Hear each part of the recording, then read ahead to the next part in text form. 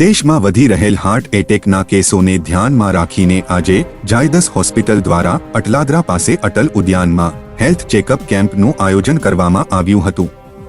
વિસ્તારના લોકોએ આ હેલ્થ ચેકઅપ કેમ્પનો લાભ લીધો હતો। આજે ઝાયડસ હોસ્પિટલ તરફથી સરકારી હોસ્પિટલની સામે શુક્રવારે કેમ્પનું આયોજન કરેલ છે, જેમાં આપણે અહીંયા જે બી સવારે મોર્નિંગ વોક્સ આવે છે એમની જોડે આપણે height, weight, blood pressure, sugar, random blood સુગરનું ચેકઅપ એકદમ મુફતમાં કરવામાં આવે છે।